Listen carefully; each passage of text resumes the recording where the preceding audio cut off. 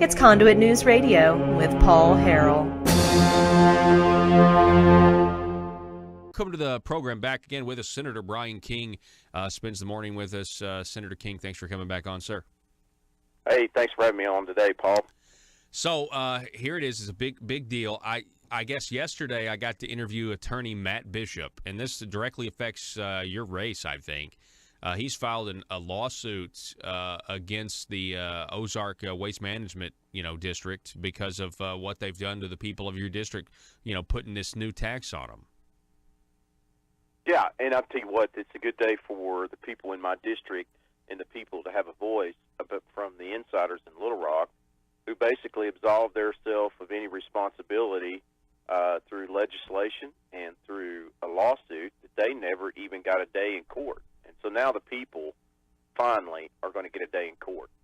Yeah, I think, and I'm really excited about that. We had a lot of insight on that when I did the interview. He was talking about how if you're going to tax somebody, first of all, it needs to be for a service, and a service is not paying paying off debt or paying off bondholders. That's not a service to the people. And then not to mention, if you're going to tax somebody, it needs to originate from the legislature, not from the judiciary. And so they call it a fee. We've seen this down at Little Rock, before, Brian, where people try to raise taxes and call it a fee and then, put their hands up in the air and be like, it's a fee, not a tax. Yeah, and once again, the service is to the insiders in Little Rock. It's to the agency people. It's to the bondholders. It's not to the people. I mean, it's the people paying for a service for them to get their money back. And, that's just not right. And continually, time after time after time, we've seen the insiders down there use deceptive ways, use special language to help get their way. And just like today, my opponent says that his yes vote on there didn't matter. Well, the reality is, through testimony, we found out that ADQ in cleanups before had never used a civil action to pay for the cleanup. Okay, and understand ADQ was responsible because they did not step in and do anything about the landfill, even though they had multiple opportunities of it. So then we find out the only case, and then they sunset the language. But it's, once again, and then they won't answer questions. I've sent questions to now Commissioner Key. He has declined to answer any questions or show up for the people. I've sent questions to Senator Jeremy Hutchison to answer questions about his involvement in it. In a landfill issue that is not even near his Senate district, He has refused questions. So, once again, if these people have nothing to hide, why are they not answering questions? Yeah. I mean, if you want to stick the people with something, why do you not want to talk to them and answer them why? I think Senator Jeremy Hutchison says he's not talking to anybody these days. Matter of fact, we now know that the trial of Milton Rusty Cranford has been delayed till September 24th because the defense is expecting another indictment with new charges or more charges, so they want to wait. And so, yeah, I don't think Jeremy Hutchison is talking to anybody right now. We're talking with Senator Bryan King. As you campaign, Senator, and this is the last, the last day for people to go vote, what are you hearing from your constituents? What is important to them? Yeah, I think the truth matters when it comes to who represents them. And I think if you look at this campaign time after time after time, you see that in the GIF part of where we had funds go out to communities. I have not been in the headlines, have not been involved in any of it. I sit there and drew a line and said, you know what, I don't even need to do business with any of the entities that receive GIF, and then how somebody else handled it. And then not just how they handled it, but how they handled it once it came out. And so, I don't know, clear difference there. If you look at a clear difference on spending, one person says they're for less government, and the other one says they're for less government. Now, I have not voted for the unsustainable spending increases down there, and, Bob has. Okay, if you look at the deceptive language and look at a $20 million tax increase that was snuck through an appropriation bill, somebody participates and rubber stamps the process. I clearly don't.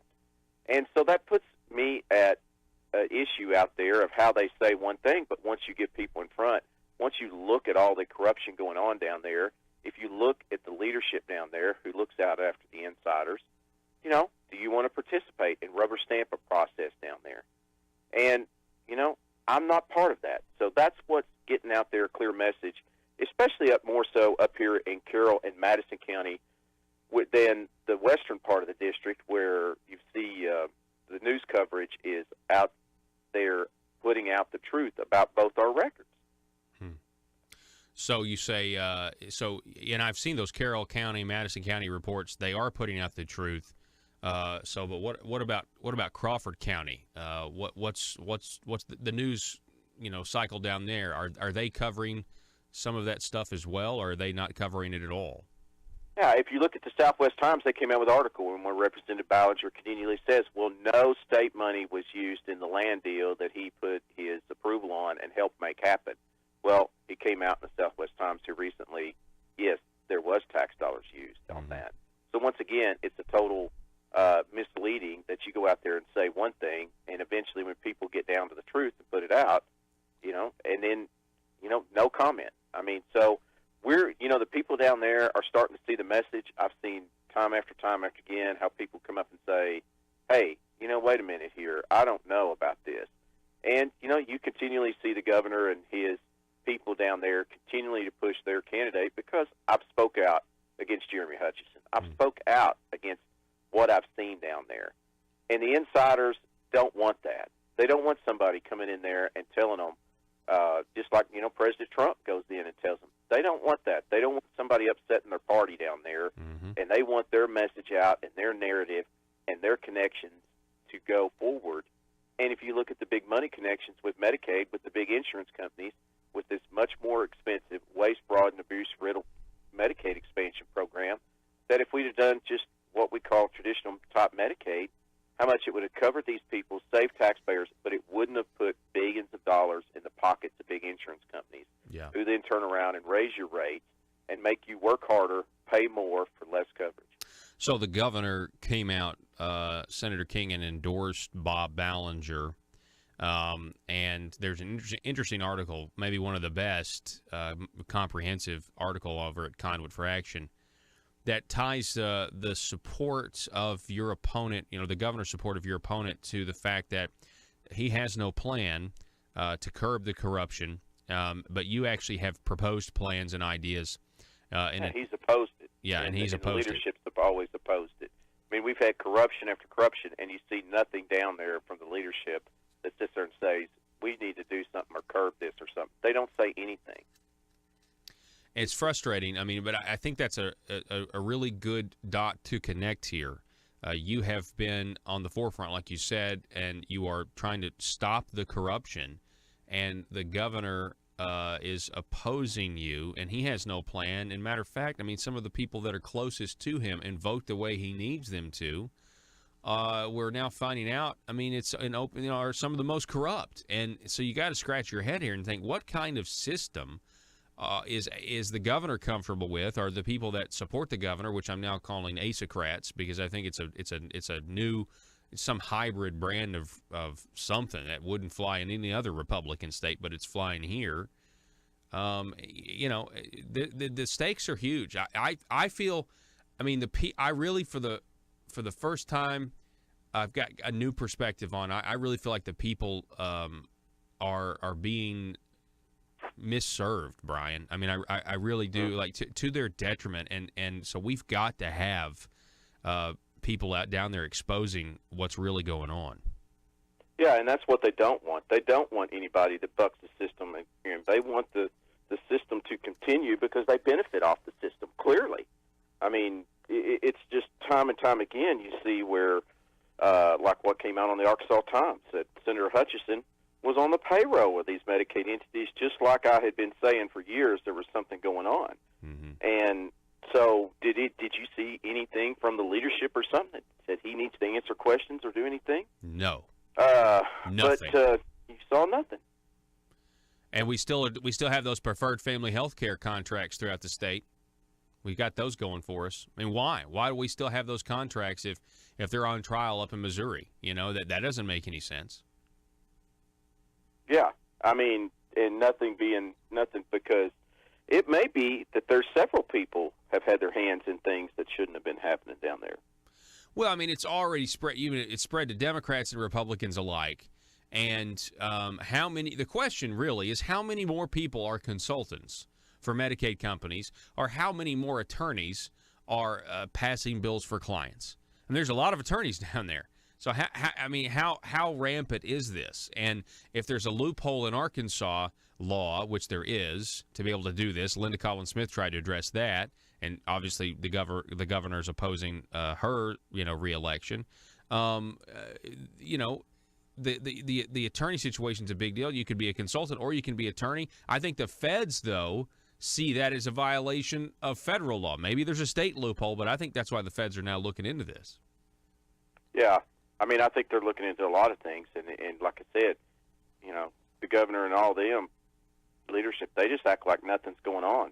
I mean, it is just so strange, and yet we spend, several $1,000s. These guys want to spend several $1,000s of your tax dollars to keep, the feds from getting their records. Yeah, that's another point. Yep, that's exactly right. The federal government wants the Bureau of Legislative Research documents. The Bureau hires outside counsel to essentially, deal with those requests, and it's very frustrating, Brian. I'm really proud that you decided, number one, to run for re-election. And I know this is going to be a very important race for that, for this whole state, but it's an important race for the people of District 5. I know this landfill issue is huge, and I know exposing, waste and corruption is huge. And I know you want people to get out and go vote today, don't you? Absolutely. That's what's going to show up in what happens today is who shows up to vote. That's what it is. You can do the polls. You can talk about momentum, which you've had. We've talked about everything, but it's going to be about, who shows up. And unfortunately, sometimes you have people that are engaged and think this way or that way and believe, but you know what? It's about getting out to vote and showing what direction you want government to go. Yeah, I completely agree. Well, hey, best of luck to you, Brian, and good luck out there, and I hope everything goes great for you at 7:30 tonight. Okay, thanks, Paul. All right, thank you. Senator Bryan King, everybody, speaking out against corruption, man. That guy is, he's like John Wayne. I mean, seriously. Bryan King is the John Wayne of the Marble Palace. I mean, he really is.